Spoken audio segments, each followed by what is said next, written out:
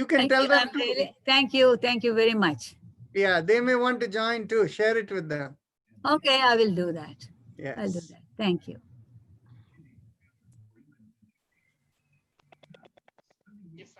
Yes. પણ તો પણ લાઈક યુ નો અમારા બધા સ્ટોર્સ ના એમ્પ્લોઈઝ ને બધા એકમાં ગણાય ને એટલે ખબર નહીં. Dr. Rajan, I have a bad cold. Can I do that?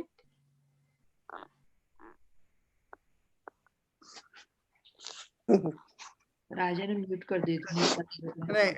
Do what?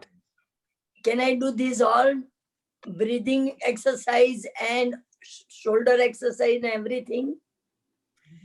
As long as it doesn't tire you, you can do everything. Okay. And as long as you don't have pain anywhere. No pain. Thank you. Yeah, then you can do everything. Thank you. Okay, Dr. Rajan, I have a question. Yes. I have back pain and lower back pain too much. So can I do the pranayam? I can't You see too have much. neck pain and lower back pain. Yeah, upper back and lower back. Okay. Now, how many years have you had this pain? Oh, maybe long time, maybe 6-7 years. Okay. And what did the doctor tell you? What is the cause of the pain? They say this inflammation in your spine cord. I see. Then in which case you can do all the exercises. I can do all the exercise. Yes. But do them in a way that is gentle and don't put too much pressure or strain yourself. Aram se kijiye and everything will be fine. Okay. Also, I can move everywhere like this. Yes, you can move, but only to your capacity. If others are going like this, you may choose to just go this way instead of going all the way that way. So just your capacity. Don't create any extra pain. You're muted now. Okay, thank you. Dr. Rajan? Yeah. Hello. Yeah. I went to the doctor this morning. He checked it up and then he did the EKG for me. He says my, heartbeat is a little slow. It's about 46 around. Okay. Yeah. So, but what kind of exercise is good for me? Now, are you on any medications? I'm taking blood pressure. No any other medication. What blood pressure medication are you taking? I'm forgetting the name, but I can, you have a moment, I can go get. Yes, go get it. Important. Okay.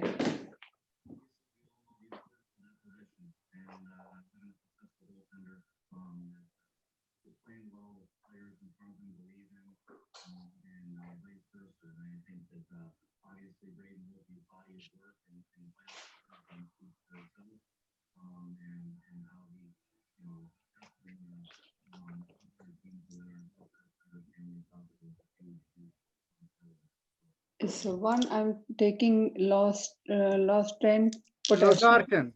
Losartan potassium, and the other one I'm taking this one for the atorvastatin. Say that again. Atorvastatin. Yes. Okay. And third one I'm taking for blood pressure. This one, Trimacine. Trimacine? Spell it for me. It's TRIAMTERENE.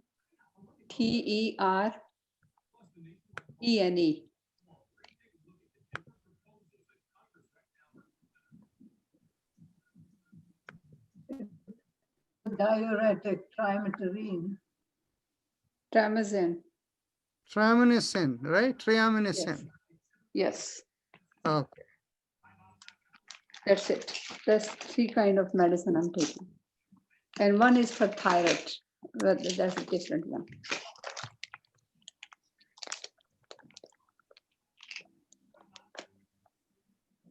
How is your, did your doctor check your thyroid level? Yes, he tested 3 tests, like my urine test, my thyroid test, and my sugar test. He did that 4 test this morning. Report will be come after 2 days. I see. So The EKG after all of gave me that, copy of the heart rate being so low is okay with him? Huh? The I'll show heart you rate the being EKG as low copy. as what you mentioned, I'll show like you in the the EKG 40s. copy. Hold on. No, don't show me anything. So Dr. Kaur, do you find, her heart rate so low and the medication she's having? I don't see any beta blocker there, so which is good. Yeah. That would probably make it worse. Yeah, the 46 is pretty low and she needs to see the. Yeah, don't show me the EKG. I Yeah, can't read it. Okay. But the thing is basically, he's okay with your heart rate being low, your doctor? That's pretty low. Huh? Your doctor is okay with your heart rate being low? No, he's gonna send it me to the cardiologist next week. I see. Okay. He recommended. I see. Okay. Do you wear anything to measure your heart rate right now? Mainly, I don't know how like to a measure. Fitbit watch or something like that? I cannot do that myself. How to do that? I don't know that. Oh, I see. Never mind. Actually, well, anyway, if you had a method to test it, I would ask you to do something to test whether the heart rate changes. Okay. Okay. And Rajan. maybe you 45. contact me for individually after this session or tomorrow day Okay. after. Then in which case I will test something for you to see whether we can perk up your heart rate. Dr. Kaur, does when somebody has potential AFib or arrhythmia, can EKG show a lower heart rate? Not really. If it by definition will be higher heart rate. So It'll only show higher heart rate, not Yeah, lower. so then they have to check for any heart block or anything like that. Okay. Yeah, so she should be seeing a cardiologist and see if there's any need It's for time any to begin. medication. That Shall includes I start? thyroid. Yeah. Yeah. So go ahead, Bal Mukund. Sorry, Harminderji, I had to cut you off. Yeah. It's 5:30. We need to start, but we should continue our discussion right after the class. So good evening, everyone. This is Bal Mukund, your host. And every day we have a few new people to the class. So we do this presentation about yoga and our yoga practice. So let me share my screen. And all right, so I think you can see my screen. So yoga is different from Western medicine, and is different in the sense that Western medicine treats the symptoms of a particular condition, whereas yoga, while it is reducing your symptoms, is actually working towards the root causes of the illnesses in the body. And yoga primarily works by stress reduction in the body. And it can be done with physical exercises, breathing exercises, mantras, and other meditative practices. One very important thing to note about yoga is that the mind does not wander. And we all have a monkey mind that wanders here and there, but if it does during the practice, bring it back, bring your awareness back to within you, focus your mind on your breath, and visualize the part of the body that's being exercised. That will bring the maximum benefit, the maximum health benefit through yoga. Yoga is designed to increase the energy of communication in body systems. It stimulates better immune system and body's repair mechanism. It makes you feel better and minor issues get resolved. But the same set of palliative yoga exercises can also have a therapeutic effect. In fact, Dr. Rajan has invented a very unique method of yoga therapy called measured yoga therapy, where we measure how the nadis or neurons on your fingertips are firing. And that gives us a window into how different organs and organ systems in your body have their energy distribution. And that tells us how they're doing and where does the problem lie. And on the basis of that, Dr. Rajan can recommend some very targeted exercises for your particular condition. In fact, I'm a beneficiary of such a measured yoga therapy program, and I was sick last year for 6 months with an incurable condition called chronic fatigue syndrome, and which is very poorly characterized in Western medicine. And it took me 4 months of yoga therapy through Dr. Rajan that I fully recovered. So, if any of you have any personal conditions, because this is a public forum, please do not discuss them here. The best avenue to discuss your individual things is to send me an email. I'll put my email in the chat box, and I can schedule a personal consultation for you with Dr. Rajan. So a little bit about our yoga practice today. First things first, follow instructions to avoid adverse reactions. And the very important instruction there is to keep your spine straight. So if you're feeling tired, if you don't have the upper body strength, take support from the back of the chair behind you or the wall behind you, but keep your spine straight. It's very, very important. The other very important thing is to do your practice gently without strain. In fact, if it's too much strain on the body, then it's not yoga by definition. So do it within your individual capacity. It is not a competition. And there is a limit in duration or count of specific exercises. Dr. Rajan would say that, and please follow that. When you have doubt, either avoid the practice or seek clarification. But remember that the liability is entirely yours. Do not multitask or merge two exercises. The slower you do your exercises, the better it is for you. And visualization is something I already talked about. The other very important thing is regular disciplined practice. Right. So if you miss a day, use the video recording. Each of our sessions are broadcast live daily on YouTube, on our YouTube channel, Life in Yoga Rajan. So if you miss a day, use the video recording that's automatically saved on our YouTube channel. Finally, yoga is not just a physical practice. It's a lot more than that. But it's not a religious practice either. So people from all religions are welcome. Yoga brings good health of the mind and body. It brings inner awareness, and it brings a sense of cosmic connection. So welcome to our yoga family, and I'll leave it to Dr. Rajan to start today's session. So let's begin with 3 ohms. Take a deep breath in.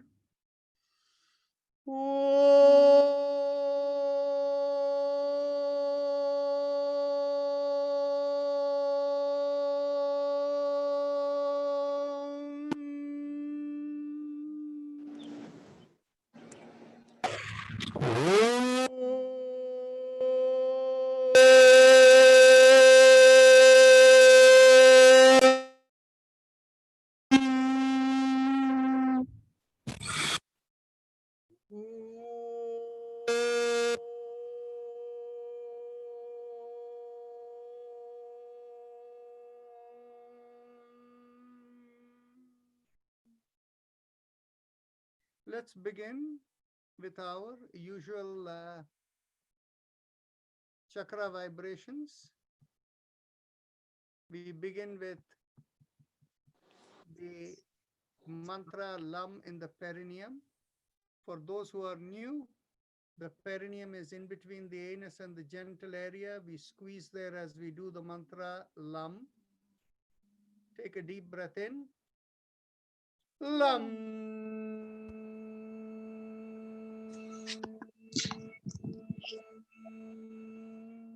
I forgot to mention, we'd use the mudra, the little finger pressing against the thumb. Lam. Lam.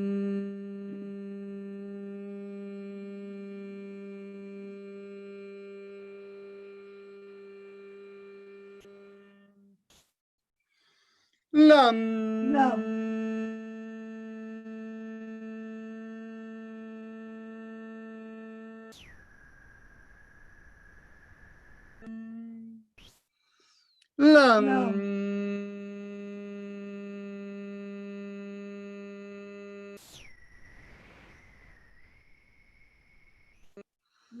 Lam.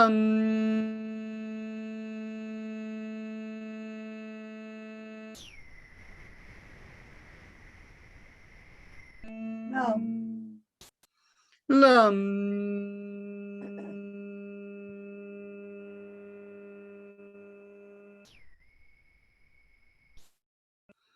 Now Vam. let's go 1 inch above the perineum, and there we do the sound vam, and here we hold the ring finger pressed against the thumb, and we kind of try to contract backward from the front of the place where we urinate backward to compress there.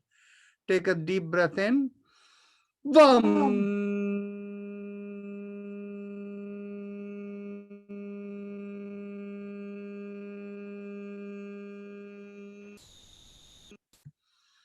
Vam.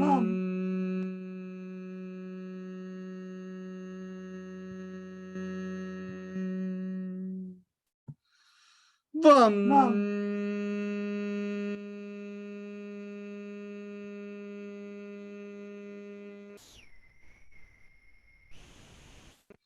Vam. Vam.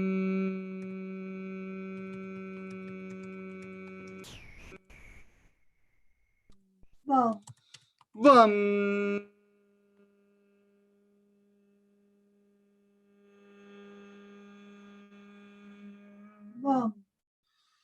Vam.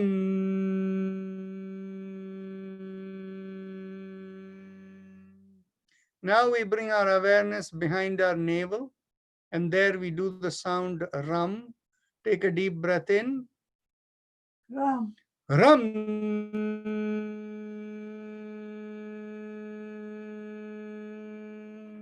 We are pressing the middle finger against the thumb.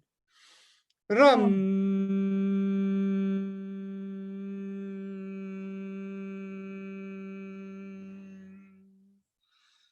Ram. Ram.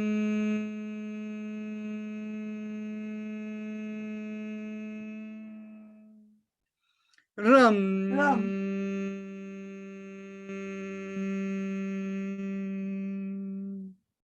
Ram.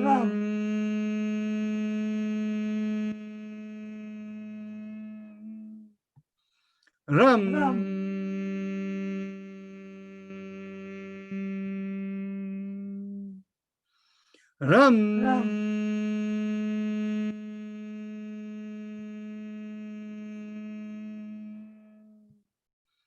Ram.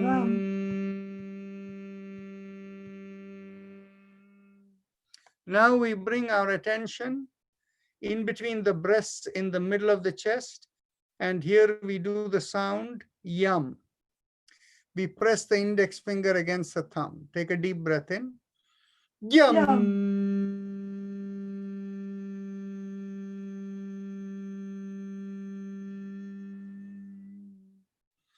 Yum.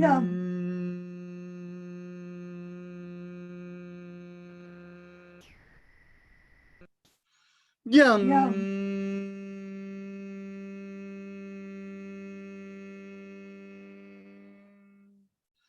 Yum.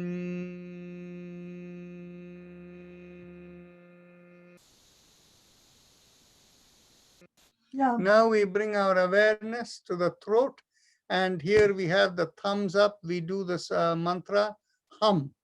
All of these mantras we say vocally loudly. Take a deep breath in. Hum.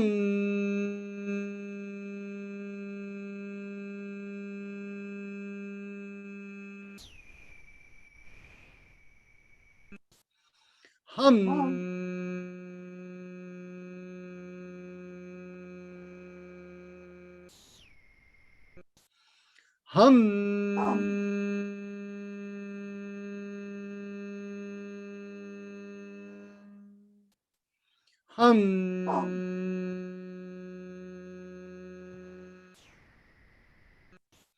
Now we bring our attention right in the middle of the head, and here we do the sound chum.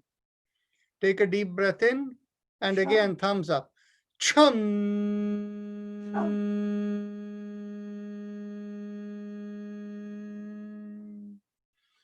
Chum. Top of the head, we do the sound om. Again, thumbs up. Take a deep breath in.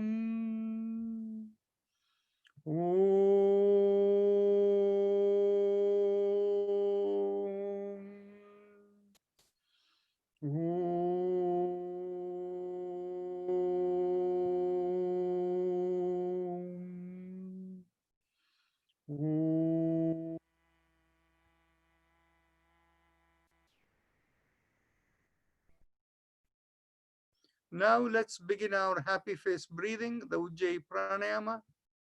So those of you who know how to do it, please proceed. And those of you who are new, close your eyes and focus on your throat. The throat should feel normal. With the same eyes closed now, make a big smile. And when you do that, you should feel a light stretch in the throat. Focus on the stretch in the throat and inhale and exhale very slowly. How slowly? I will raise my hand as I inhale and I'll bring it down as I exhale. So let me demonstrate. Is there any mudra specific?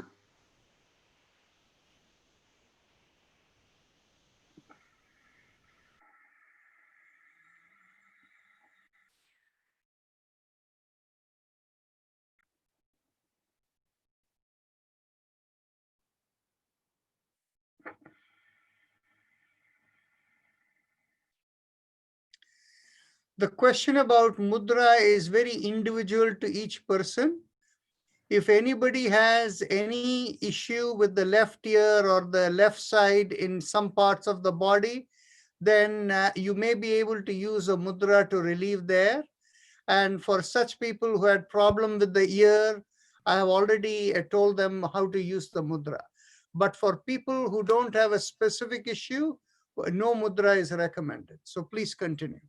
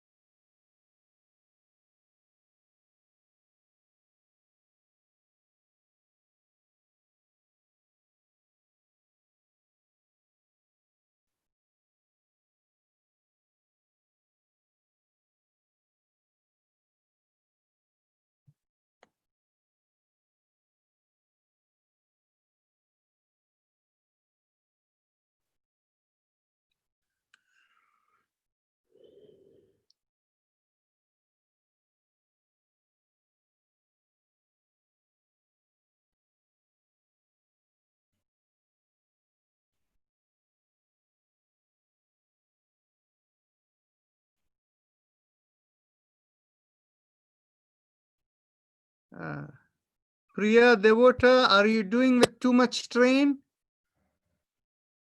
Relax a little. I don't feel a strain, but maybe. Do you feel, are you being stiff? No, but I'm getting a kind of, today for the first time, like a little bit of a knot or a back pain a little bit. You have a wall behind you, right? I have, and I was leaning into the wall for that. Yes, so go all the way back and stay against the wall, but and stretch out your leg. Good idea. And continue doing, and do it gently without strain. Don't make your body stiff. Okay. Thank you.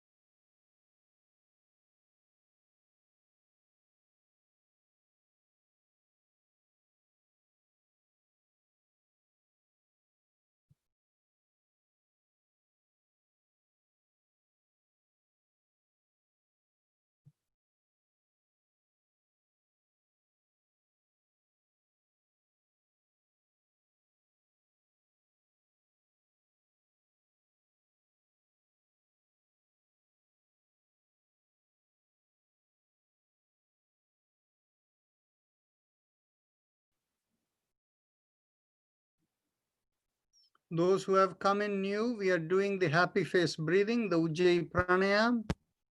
Now let's go on to the next practice. Let's do the respiratory mantra Haim Em Am. So feel a flow going up from the middle of the chest that is flowing upward with the 3 syllables that you do mentally. You don't say this mantra loudly.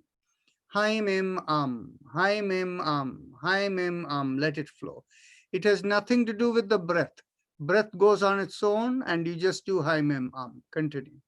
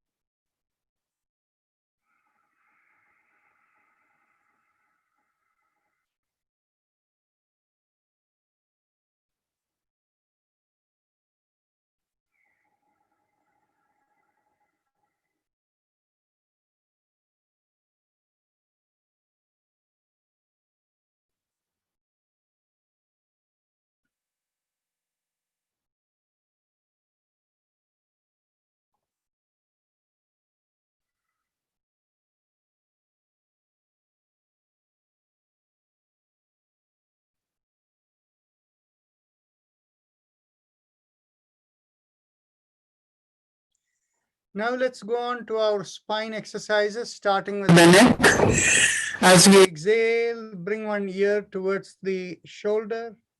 Inhale, come back up. Exhale, go towards the other shoulder. Do only to your capacity. Don't stretch yourself too much.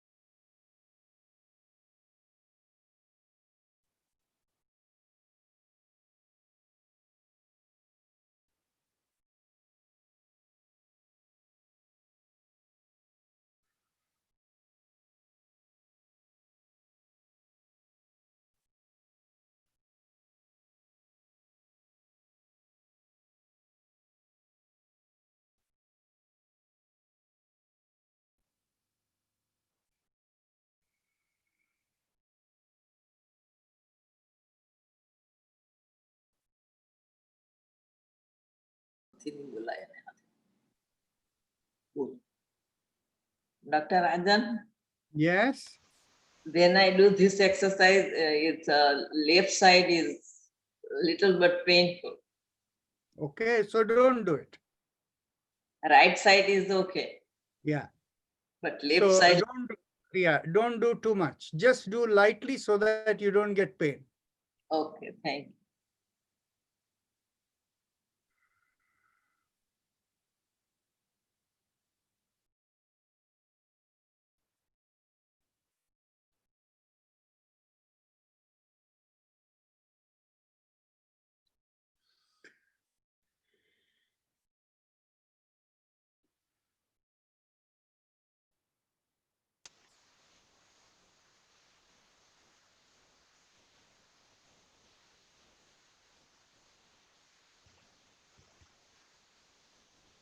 Now, as we inhale, come back to the starting position. Exhale, rotate and look as if you are looking over one shoulder.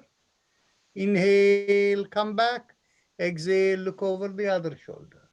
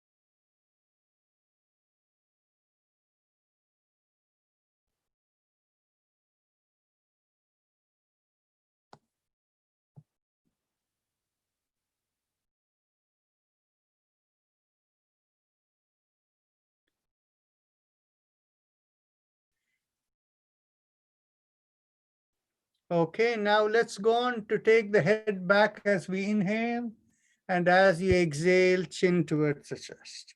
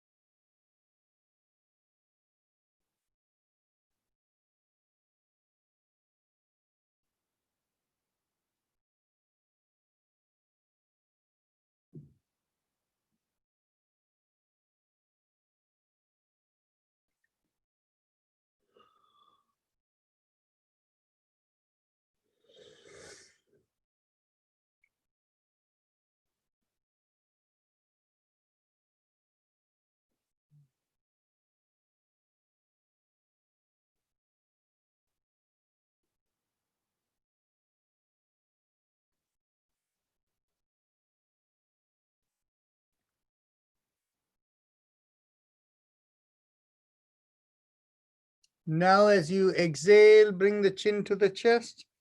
And as you inhale, rotate 360 degrees, half a circle inhale, and the other half exhale.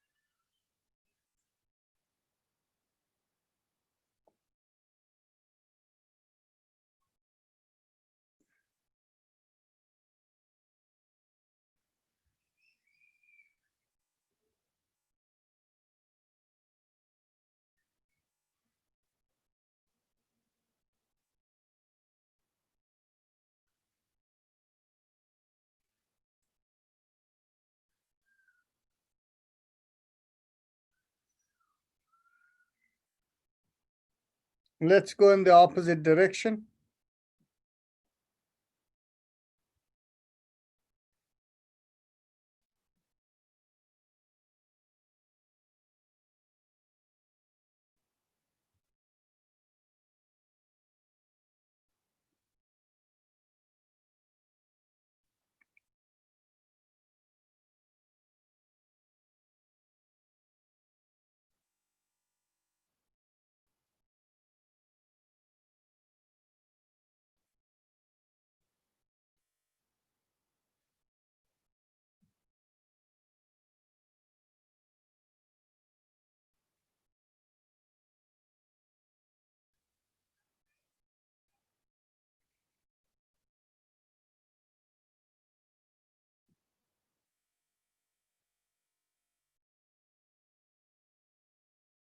Okay. Now we do alternate shoulders. Inhale, lift up one shoulder. Exhale, rotate it back and bring it down. Then go to the next shoulder. Inhale and exhale, rotate and bring it down.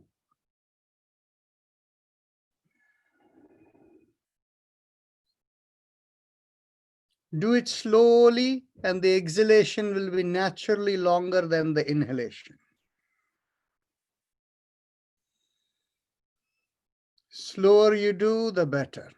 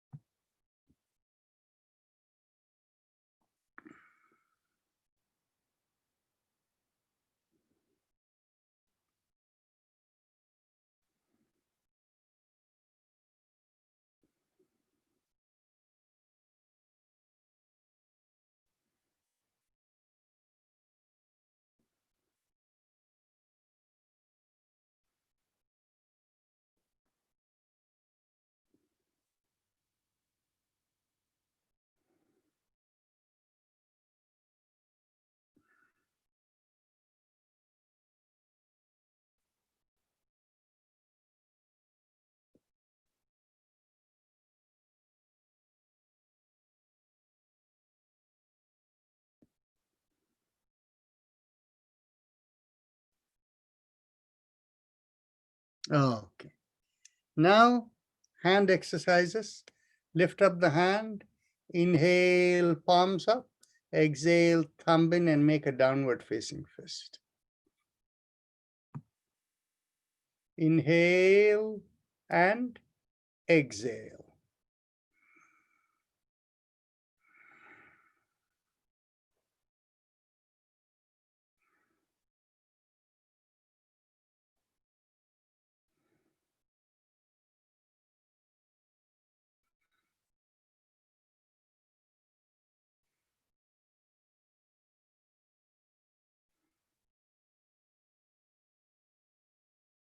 Excellent. Now inhale and exhale and rotate around the wrist. Keep the elbows stretched out.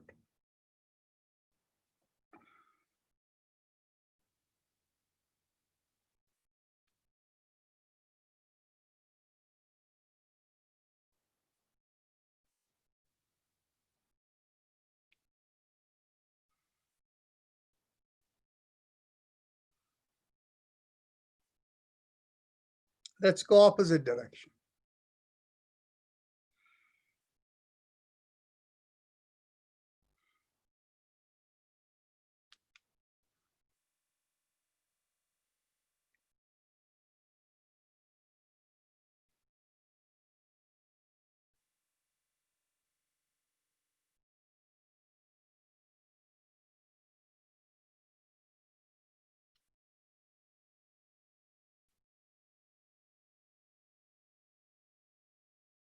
Excellent. Now elbows in line with the shoulders. Inhale and exhale loosely around the fist. The fingers, the elbows, everything is moving. Inhale and exhale.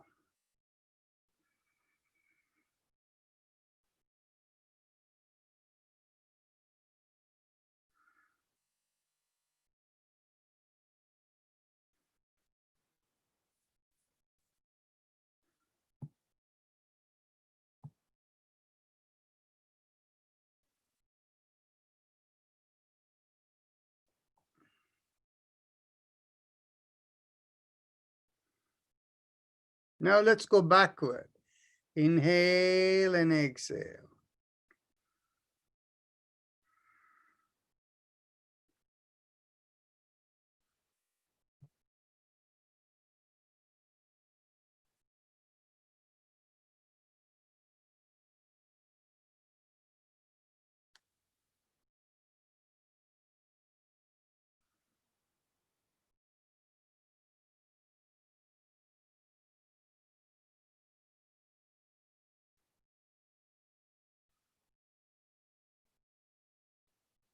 Okay.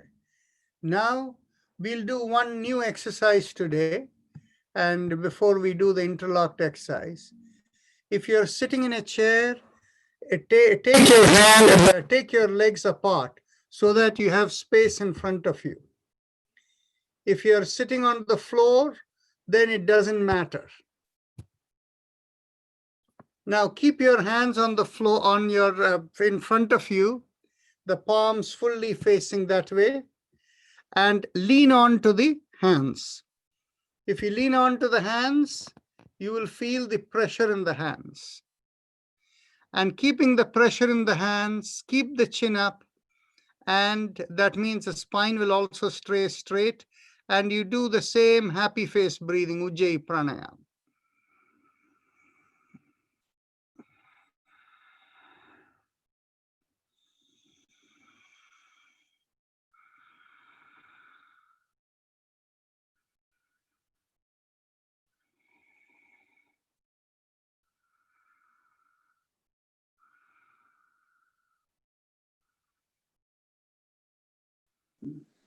How to take a breath? You take the breath like Ujjayi Pranayam, happy face breathing. Close your eyes, make a happy face, make a big smile in your face, and focus on the throat and the feeling the stretch on the throat. Inhale and exhale slowly. So the Dr. Rajan, the shoulders are a little bit bending forward, or your spine has to be totally straight? The spine has to be straight. The shoulder, unlike normally being stretched back, it may be a little bit forward, which is fine.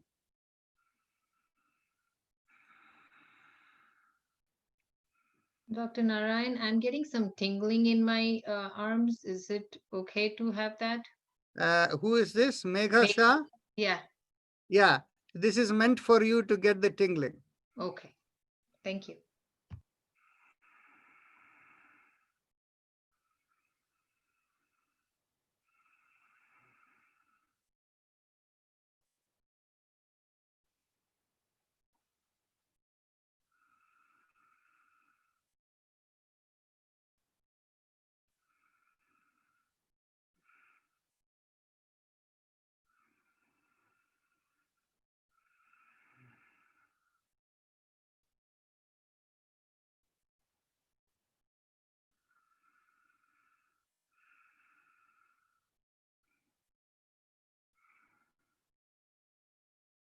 Okay, slowly come back up. Now interlock the hands and bring it behind the head. And as you exhale, turn to one side. Inhale, come back. Exhale, twist to the other side. Continue.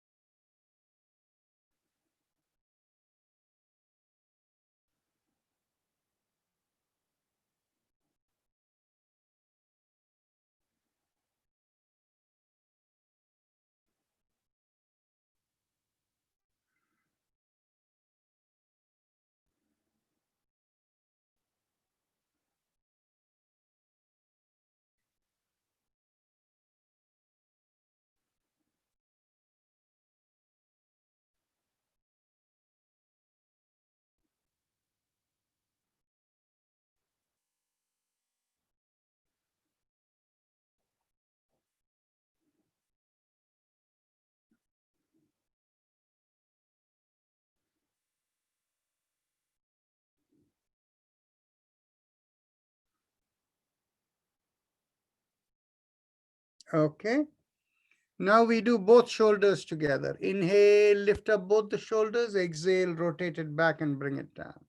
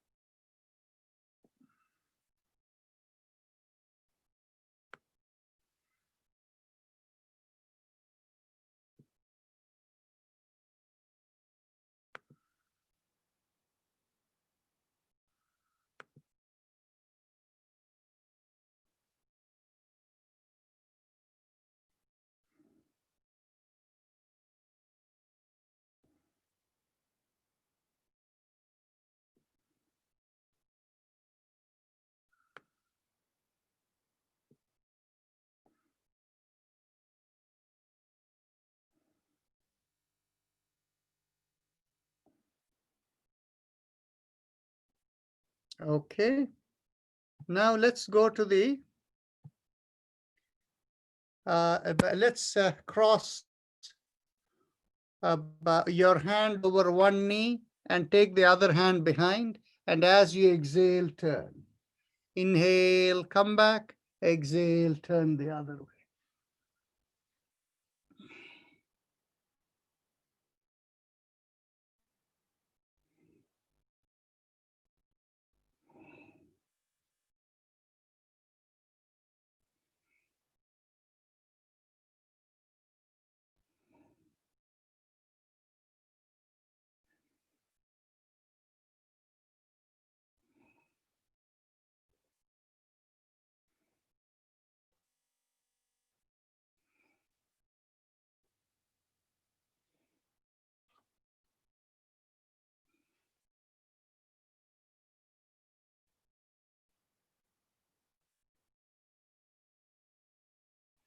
Okay. Now let's cross one leg over the other and hold the knee.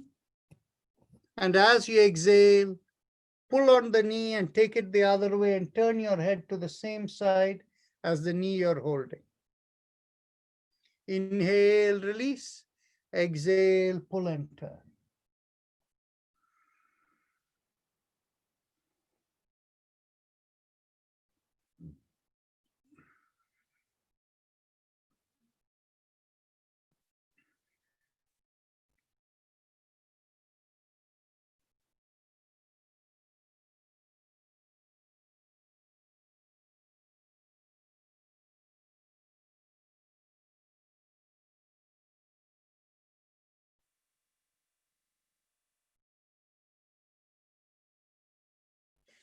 Now let's cross the knee over the other knee, and let's do the same on that side. Pull and turn.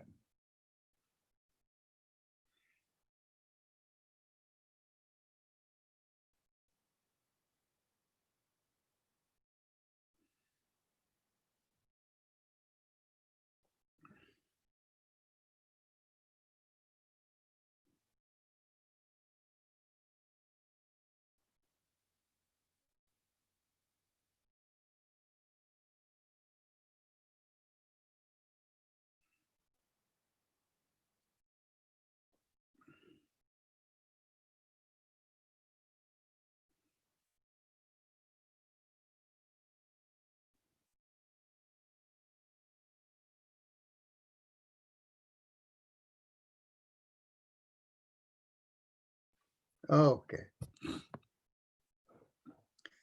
Now we go on to our Bhastrika breathing, deep breathing exercise. Those of you who are new, you keep your hand in the abdominal area. As you exhale, press it in, and inhale, feel the abdominal area come out.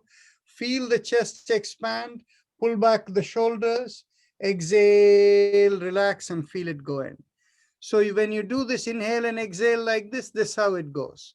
Inhale, exhale. Inhale, exhale. If you feel comfortable doing that, you can continue doing. And those who like to use their hands in a loose fist, elbows by the side of the chest, as you inhale, feel the abdominal area come out. And then as the chest expands, lift up the elbows. And as the shoulder pulls back, open out the palms as the upper lung breathes. Exhale, relax. So let's go. 1, exhale. 2, exhale. 3, exhale. 4, exhale. 5, exhale. 6, exhale. 7, exhale. 8, exhale. 9, exhale. 10, exhale. 11, exhale. 12, exhale. 30, exhale. 40, exhale. 50, exhale. 60, exhale. 70, exhale. 80, exhale. 90, exhale. And 20, exhale. Relax, eyes closed.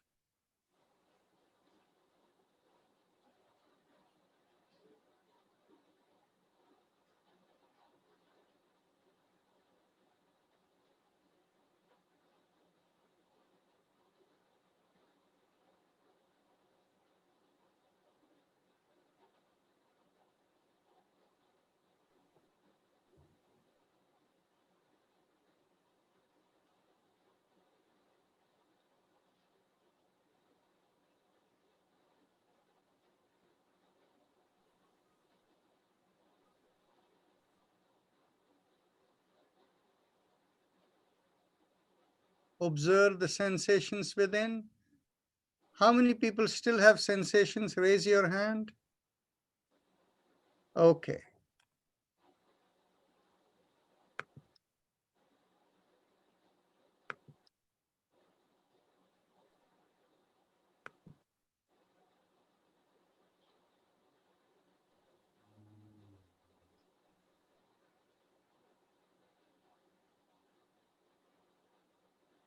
Let's go on to one more round. Loose fist. 1, exhale. 2, exhale. 3, exhale.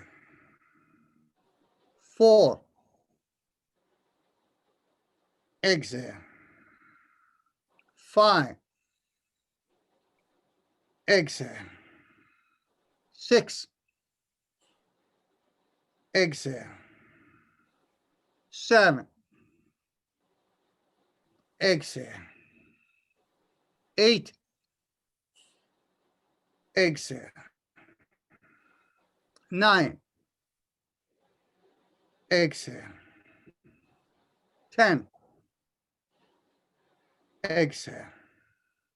11, exhale. 12, exhale. 30, exhale. 40, exhale. 50, exhale. 60, exhale. 70, exhale. 80, exhale. 90, exhale. And 20, exhale. Eyes closed. Observe the sensations you feel.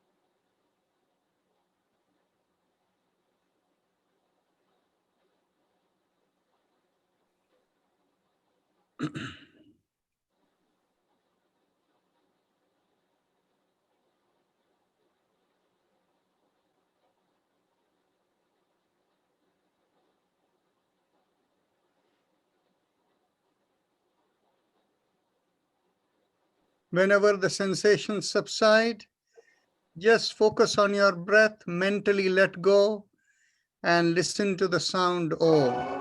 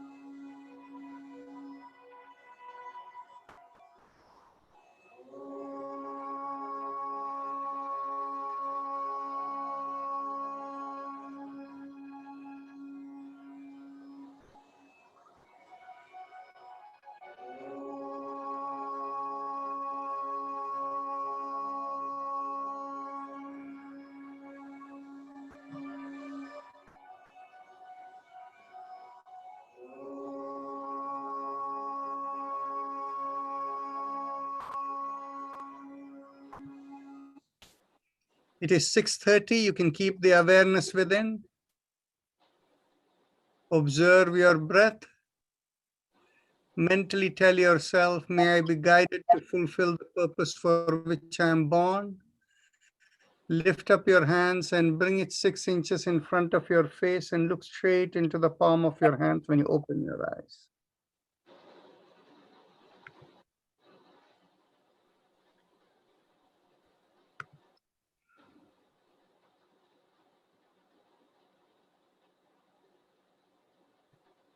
So today, we are going, if you have any questions, please put it in the chat box. First, we will go through the Yoga Sutras, where we left off.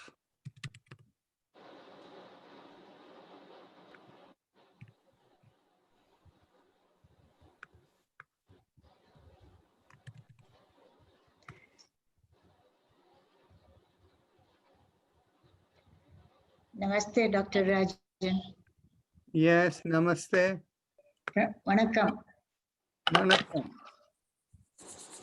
Thank you. You have anything special for thyroid? Sorry, what was that? special exercise for thyroid? Yeah, all of them, but all of this is individual to each person. So please put your questions in the chat box. We will complete our Yoga Sutra in the next 10-15 minutes. And after that, we will deal with all the questions. Okay?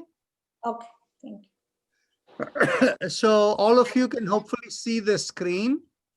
And just for you to recall, we finished 5 days of going through the Yoga Sutras last week. The first day we went over the origins and the place of the Yoga Sutras in the Indian philosophy, and relative to Vedas and all of that. Second day, we gave you an overview. We completed all the chapters, the full overview. And then the third day, we began the first chapter, which is up here on the screen. And we completed up to Sutra number 17. And just so that we have continuity, you all remember that the first chapter is the summary overview of the Yoga Sutras for a person about what is the nature of the yogic experience, the search for the individual, the quest of the individual person about the meaning of existence and realization. Okay, so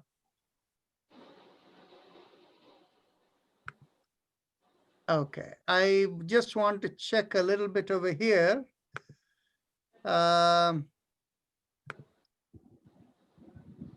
I hear too much background noise. I don't know who it is that is, who has their, okay, that is, I have taken care of it. Satish Amin has been muted.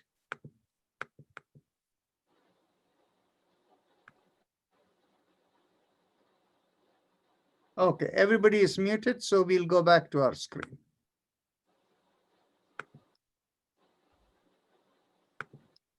Okay.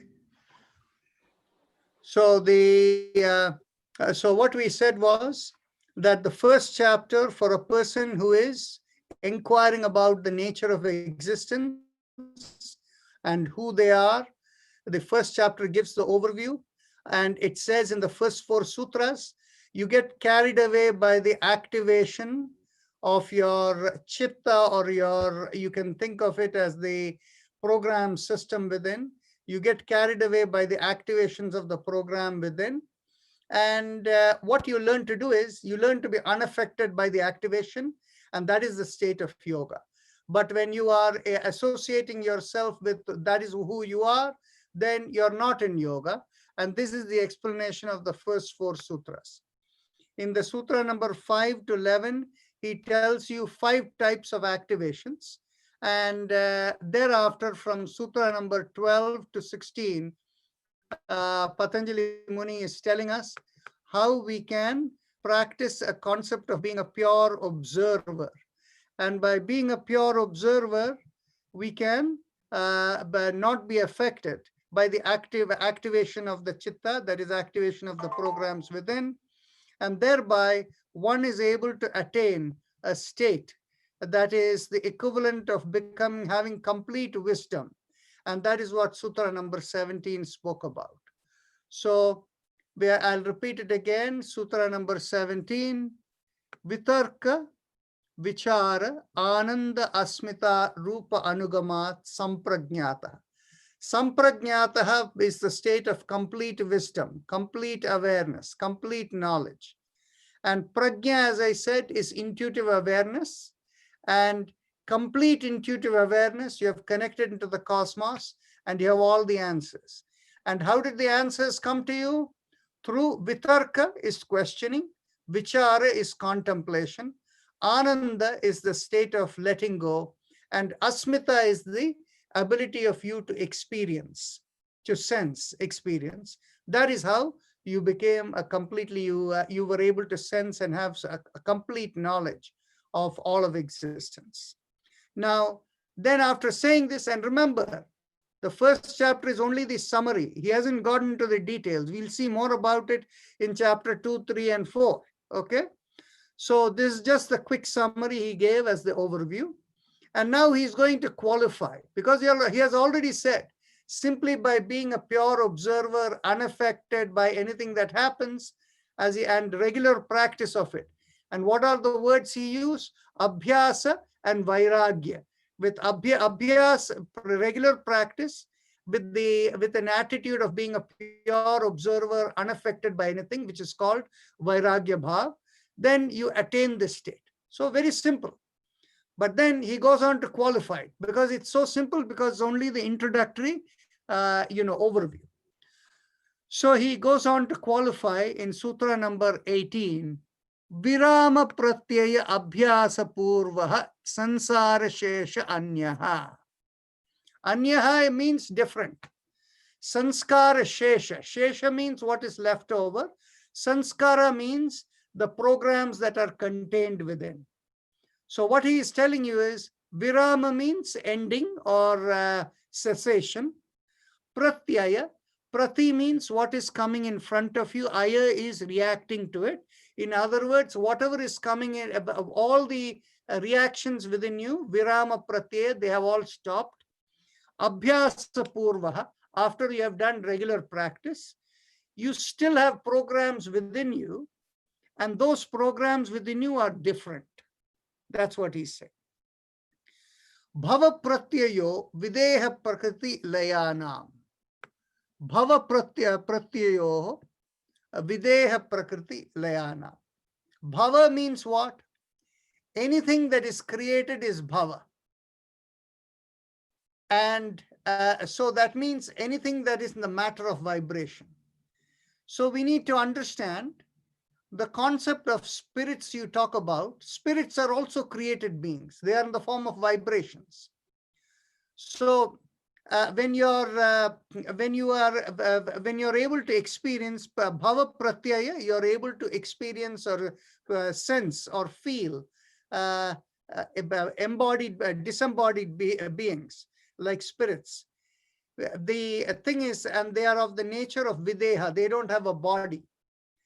Then in videha prakriti layanam, they are all videha prakriti means in creation they are without body. And if that is where your focus is, then in which case that is where you go and ultimately, merge into. So in other words, if you have any fixed idea of God, like this, like that, that is where you ultimately go. If you have no idea of God and you're open and simply you have the concept, that which is the source of everything, that which sustains everything, that into which everything dissolves into, and that which at every time is capable of anything, anywhere. So if you have that kind of an awareness of that ultimate, then you don't have a name or a form associated with it. It is beyond. So in that case, you go into the higher level. But if you have a fixed idea, that is where you will reach. And how does all of this happen? It comes after Shraddha, Virya, Smriti, Samadhi, Prajna, Purvaka, Itaresham. Itaresham means all of this. How does it come? Purvaka means after. And after what after it comes? Shraddha means you can call it as faith, respect. Virya means energy. You put more effort towards it. Smriti is awareness or memory. Samadhi is the state of connectivity with the cosmic intelligence. And from there comes prajna, or the intuitive awareness. From that intuitive awareness or the intuitive knowledge, all of these experiences come. In other words, what he is telling you is, when you're able to go beyond the body into intuitive awareness, different experiences you might have, don't think that is the ultimate. There are many other, whatever is your fixations, you will experience that. And that is as far as it will go unless you get rid of all assumptions. So that brings us to Sutra number 20th. I'm going to cover the next two sutras also, because then it will give us a segue into, okay. Now, Sutra number 121 tells us, Tivra samveganam asannaha. Asannaha is to attain. And tivra means intensity. Samveganam, the according level of speed. So all he's saying over here is, depending upon the intensity of your practice, it is with that same speed you will attain. And then he goes on to qualify, mrudu madhya adi matratva tata api vishesha. Vishesha means what is important or relevant is, api is also, is whether it is mrudu is mild, madhya is moderate, adhi is excessive, matra is magnitude. So what is relevant in all of these, your practices, whether it is mild, moderate, or intense, that is the only thing that is relevant. And with what speed you go and attain all of these. Okay. So that is why I tell people, if you can only practice once a day, it will have benefits, but the benefits will come in a longer term. If you are able to do it twice a day, benefits come quicker. If you're able to do thrice a day, it comes even faster. And this is particularly in the case of therapy, I tell people, but then we have to also work around their lifestyle. And that is why I tell people that let's work around what your lifestyle will permit. And let's not now get into trying to do things that you cannot do within your frame of time reference that you have. The sutra number 123 is, he tells you, Ishvara pranidhanatva. So you can attain this high state by surrender to God as well. The word Ishvara means the Lord, the controller, and pranidhana means to surrender to that Lord or controller. Va means or. So you can attain the high state of yoga by surrender to the controller of everything that is created. And so that is also a possibility.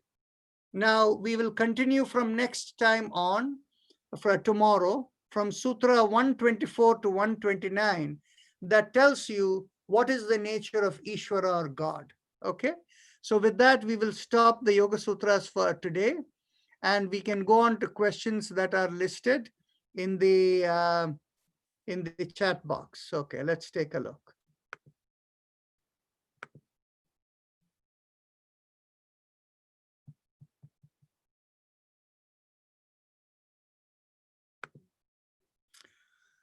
Okay. Somebody asked, can you recommend an exercise for thyroid problem? For thyroid problem,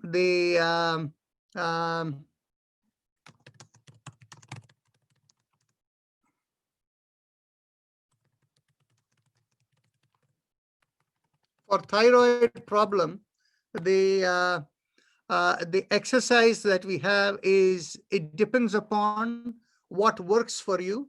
And that is why we need testing. There are about 3-4 different exercises which help thyroid, but it is very individual. The same exercise may not help the same person. One exercise is in Hatha Yoga system, there is an asana called Sarvangasana, or the shoulder stand as it's often called in English, and followed by Matsyasana. That is supposed to help with thyroid. Now, what else is possible is Ujjayi Pranayama, or the happy face breathing, is supposed to help some people with thyroid, but not everyone. Now, we have seen that there is another exercise, breathing up and then bringing chin to the chest and exhaling the breath in between the in between the teeth, that helps. Now, we don't know which one will help whom. We see variations according to different people, and this is where we need to test it. So I'm going to tell people again and again, and people ask me this question, one size fits all. That's not what yoga is. Every individual is a person who is unique, and that is why when it comes to specific therapy, we need to objectively measure, and that is why you need to come in for the assessment and testing, okay? And Somebody asked, when can we have the karma cleansing exercise? Okay. This is something I will ask Bal Mukund to schedule. We will do a half-hour session or maybe a 1 hour session one of these weekends, and we will do that. Okay.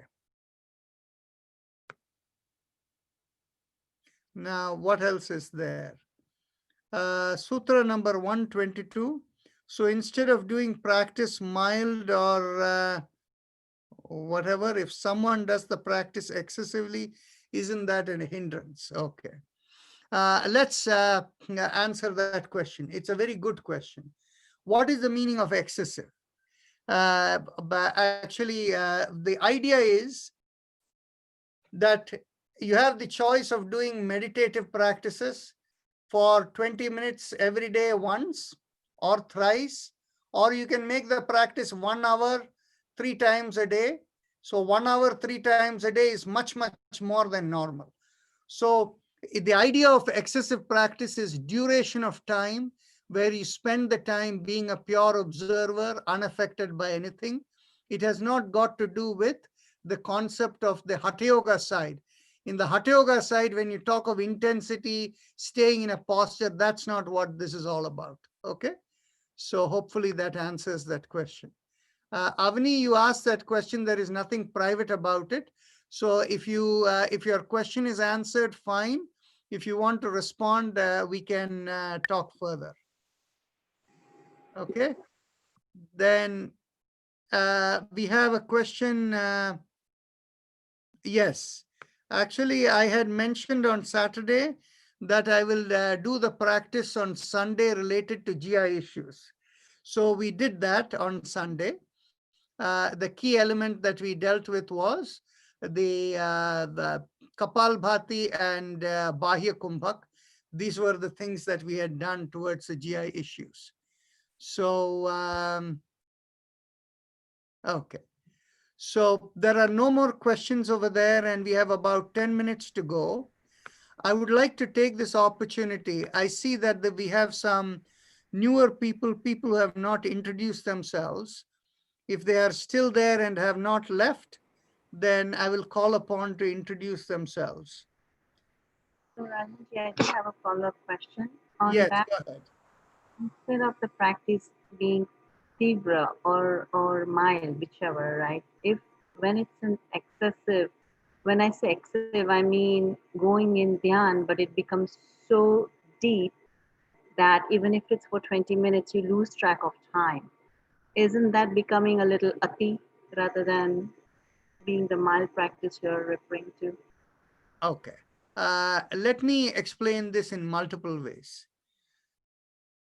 If you are able to do the meditation for a longer period of time and you're absorbed, losing track of time, there is nothing wrong. Now, in the Maharishi Mahesh Yogi system, when you use mantras and you get into that stage, they always worry if a person does more than 20 minutes, they can go into a state where they won't come back. Okay?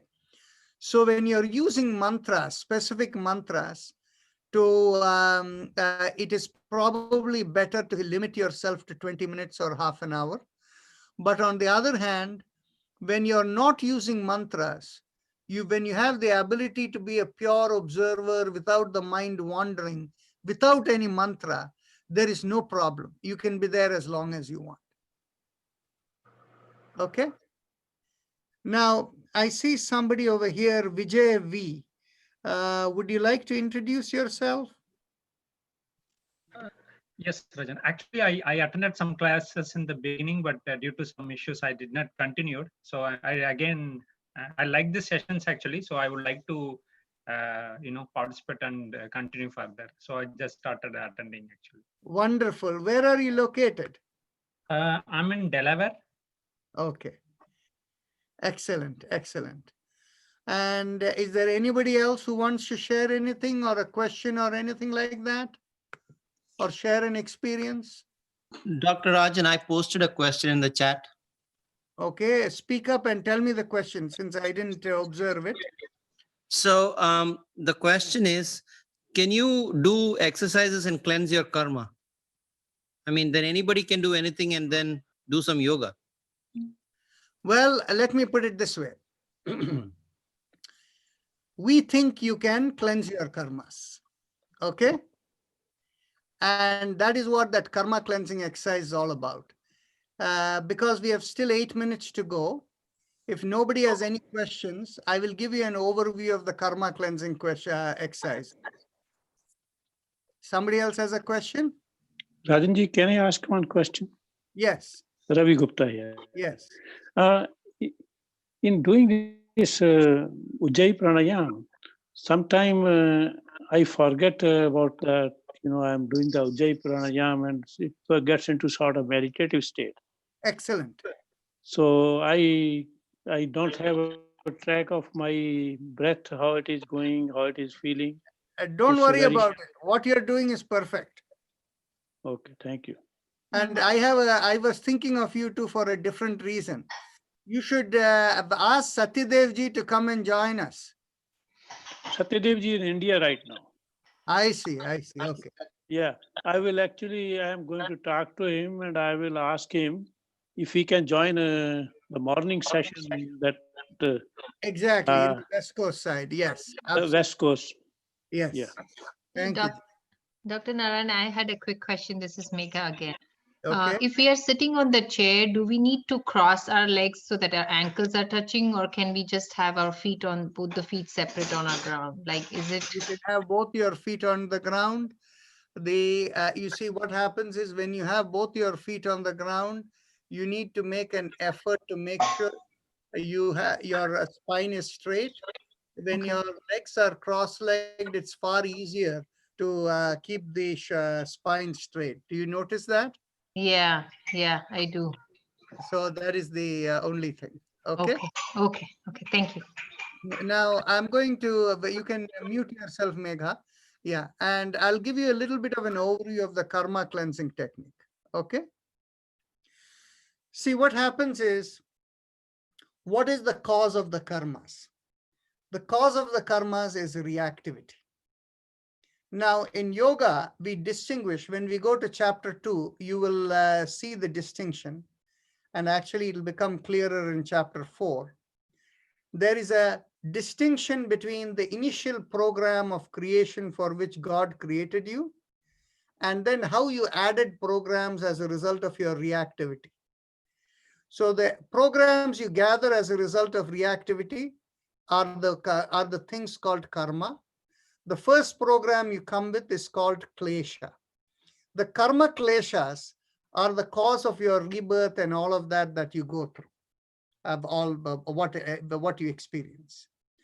So the karmas that you have accumulated, it is possible to clear out most of them. Okay. And how do we do that? If we in Yoga Sutra, when we go in chapter 2, it'll explain for you the biggest reason why you accumulate karmas is because lack of realization who you are relative to the cosmos. And once you have the realization, and this lack of realization is called avidya in the philosophical language. Once you have the realization who you are relative to the creation cosmos, then in which case you have understood you're only an instrument of the cosmic flow, and this body is nothing at all. And once you have realized that, then in which case you will not be in the business of reacting anymore. And why are reactions caused, reactivity? It is because of 4 other aspects. Because you don't know who you are, you have a sense of like and dislike, attractions and aversions. And this is the job of the mind, to react to everything because of attractions and aversions. And the other 2, what are they? One is because you're able to sense everything. Again, that is why you think of attraction and aversion. Now, what else do you do? The next reactivity comes because you think, I am a person who can change things. I can control things. I can take what I want and discard what I don't want. So the I as the doer comes in. So when the I as the doer comes in, all of this comes in, largely because why? Because you don't have an awareness that I'm only an instrument of the cosmic flow. Nothing really matters except being over there without reactivity, right?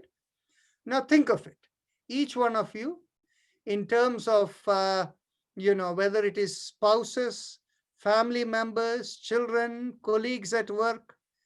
If you don't react anymore and you understand everybody is an instrument of the cosmic flow, there are no more conflicts.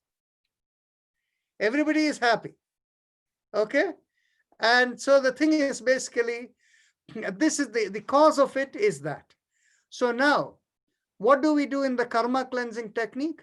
The first thing we do is we mentally affirm to ourselves who we are.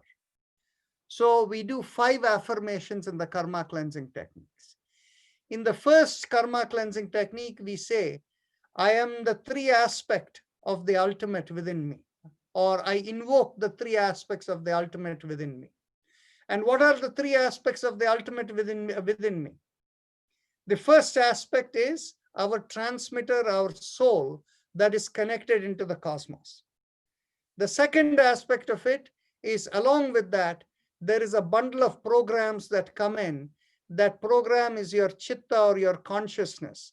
And that is what brings you into this lifetime and propagates you into more lifetimes. And the third aspect is, for every person, there is a given level of programs for this lifetime. And that is the protector of the program for this lifetime is called the Sudarshana, and it is 6 inches above the head. In the Western philosophical language that was developed in the psychology division within the University of California, Los Angeles system, they call it as the soul star. So these are the 3 aspects of the ultimate that you invoke. Now, within the system that you come from, many people don't know. They often talk about Trayambakam Yajamahe as, invoking Shiva. That Trayambakam, the 3 eyes, people often think the 2 eyes are here and the 3rd eye is here. That these are not the 2 eyes that are the spiritual eyes. The first spiritual eye is your transmitter in the sternum. The second is your seat of consciousness, which is the 3rd eye.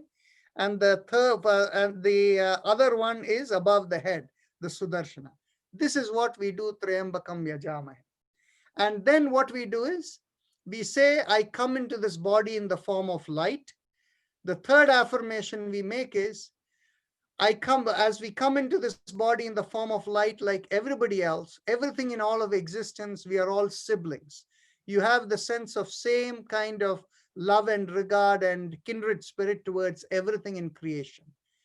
And the fourth affirmation you make is, the energy in my body is to fulfill my purpose. And then the 5th affirmation you say is, the programs for which my fixed purpose has come in is in the chakras. And so you look into the 5 chakras and you tell yourself, I come with a fixed plan. After you do this, you go through the process of cleaning out the karmas.